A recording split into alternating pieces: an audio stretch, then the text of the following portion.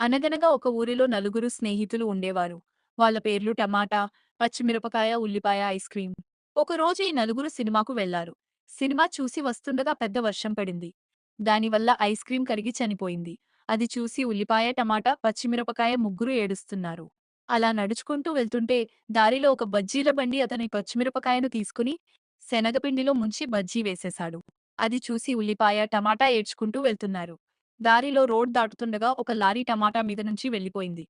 దాంతో టమాటా పచ్చకమని చనిపోయింది. అది చూసి ఉల్లిపాయ ఏడుస్తూ వెళ్ళిపోయింది. ఉల్లిపాయ శివుడికి తపస్సు చేసింది. శివుడు ప్రత్యక్షమై "నీకు ఏమి కోరిక కావాలి" అని అడిగాడు. దానికి ఉల్లిపాయ "స్వామీ, ఐస్ క్రీం చనిపోతే పచ్చిమిరపకాయ, టమాటా నేను ఏడ్చాము. పచ్చిమిరపకాయ చనిపోతే టమాటా నేను ఏడ్చాము. టమాటా చనిపోతే నేను ఏడ్చాను. మరి నేను చనిపోతే ఎవరు ఏడుస్తారు" అని అడిగింది. అప్పుడు శివుడు ఉల్లిపాయకు ఒక వరమిచ్చాడు. నిన్ను ఎవరు కోస్తూ ఉంటారో వాళ్ళ కళ్ళలో నీళ్లు వస్తాయి అని వరమిచ్చాడు. అప్పటినుంచే ఎవరు ఉల్లిపాయ కోస్తే వాళ్ళ కళ్ళలో నీళ్లు వస్తాయి.